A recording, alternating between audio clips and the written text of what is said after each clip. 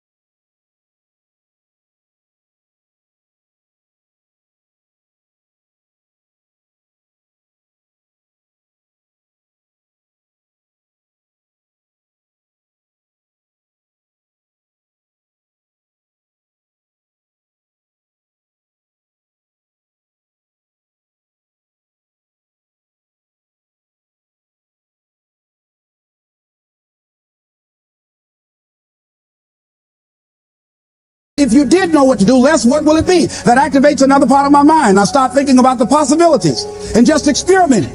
But many of us just stop dead in our tracks. I don't know what to do. You do know what to do. You got genius in you. Challenge yourself, push yourself, make yourself come up with something. Use your imagination. And what you will find is that you know more than you realize that you know. That you're more creative and more resourceful than you realize that you are. And as you do that, the more you do it, the easier it will become. At first, it's going to be a struggle. And after you get into a certain level of consciousness, you will ask yourself, how is it that I didn't see this before? At the level that I'm managing my business now, they say consciousness is what we are. I literally look at myself and say, how is it that I didn't do this before? Why is it that I couldn't see this before? And the reason that I didn't see it before, because I didn't challenge myself. I didn't put myself out here. See, the reason that most of us go through life never discovering our true greatness, literally walking, breathing corpses, the uncommitted life isn't worth living. Why? Because it doesn't produce anything. See, you only make things happen. Your life only counts. You only make a difference when you are committed. When you make a commitment with your life. That's the people that make a commitment with their lives. The people that make a commitment to their customers. The people that make a commitment to their families, to their relationships, are the people that make the greatest impact in life. What is commitment? Commitment is the salesman who says, look here, I'm going to make $1,000 today and I'm not going home. You can turn the lights out. The janitors could be here running the vacuum cleaner. I'm not leaving here till I do it. I used to be a door-to-door salesman. I had X number of TVs. I had a minimum amount that I knew I had to sell every day in order to provide for my mother, who was ill at the time, who had lost her job at the M&M cafeteria because of arthritis. And I said, I'm going to go door to door. And sometimes I would not come home until 1 o'clock at night, knocking on people's door, people closing. What do you want? Would you like to buy a nice working month's television set, no money down? No. What about an Emerson TV? No. Thank you very much. Do you know anybody else that would be interested? No. Thank you very kindly. Knock on another. Hello. Would you like to buy a nice working television set? No money down? No. Get away from our door. Thank you very kindly. Do you know anybody else would be? Yeah, my cousin. He lives 2 doors down. Thank you very kindly. I tell him you sent me. When I heard your cousin told me that you wanted to buy a television set, told me to come here and talk to you, got a special discount for you. Yes, come in. I'm interested. I would just keep right on. I would not go home until I did it. It's an interesting thing, ladies and gentlemen, that when we put ourselves in a situation where we say we're going to do it, it puts you in another zone where the universe responds to you. When you have that kind of consciousness, see, the universe responds to the man or woman that refuses to be denied, because that is your commitment. That business that you want, that book you want to write, that dream that you have of controlling your destiny, that is yours. That power to create that and to manifest that is yours. That's available to you. But you've got to be willing to stand there and face disappointment, not have support, be lonely, doubt yourself sometimes, be rejected again and again and again, become bankrupt if necessary, again and again and again, and refuse to turn around until life gives it up. Nothing can resist a person that has that kind of commitment. The people that have made a difference on the planet. When John F. Kennedy said, we will go to the moon in the next decade, he spoke it. That was a commitment, and people shared that vision. People bought into that. We've had all kinds of examples in history where people have made declarations, who have committed their lives to bring about a difference. There are people who are taking a stand today against hunger. I guarantee you it will be a part of our past at some point in time. Someone took a stand against polio. It no longer plagues us as it once did, because someone said, it is my commitment to eradicate it from the face of the earth. Someone made the commitment. The reason that we're here and enjoying the democracy that we have, someone made a commitment that whatever is required, if it means that I die. I remember Paul Robeson, here I stand for, I can do no other. And that's how you must be. Commitment means standing up for your life. It means honoring yourself. It means beginning to say and to see and recognize your alignment and oneness with the universe, and that you are a channel for life to express through. And we short-circuit it with anger. We short-circuit it with fear. We short-circuit it with envy. We short-circuit it by being lazy or apathetic or giving up easily. Why? We say, oh, it's too hard, it's too hard. We don't challenge our spirit. Ladies and gentlemen, there's nothing as powerful as the human spirit. You can't destroy it. You can pervert it, but you can't destroy it. I was reading Man's Search for Meaning by Viktor Frankl. What a powerful book. I'm reading it now for the 7th time. And he gives so many graphic examples of the power of the human spirit. And so what are some of the things that can fortify us and give us the kind of inner strength that will allow us to forward ourselves into the future by manifesting our commitments? Number one, commitment means in some cases going back to school, getting some training, sitting up in classes with people younger than you, putting yourself in a position where you don't know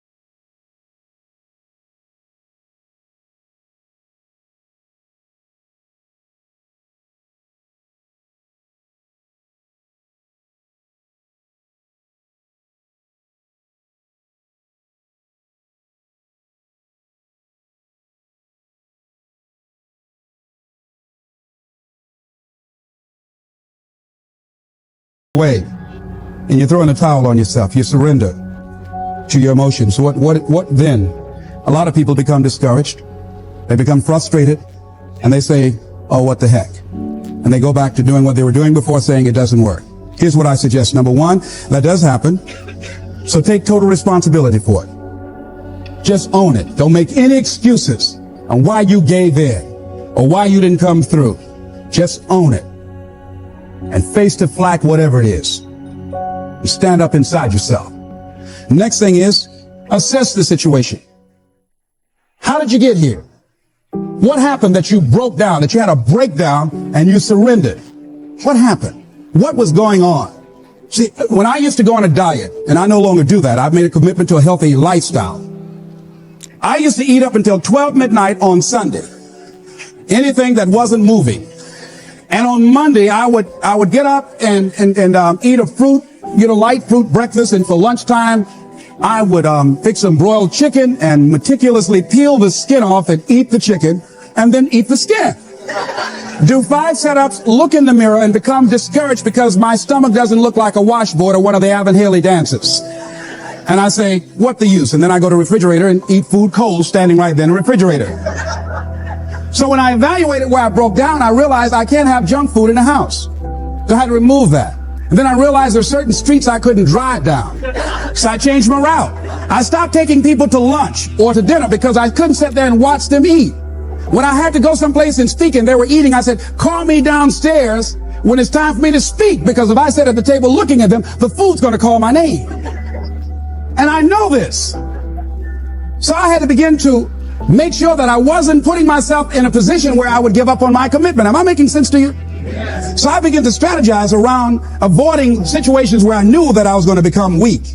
Another thing I do when I don't keep my commitment, I either deny myself something or I do a trade-off. If a glazed donut takes advantage of me, then I require myself to do an extra 25 setups, or I walk for an extra 15 or 20 minutes because I got a hammerlock on my head and say, come on over here.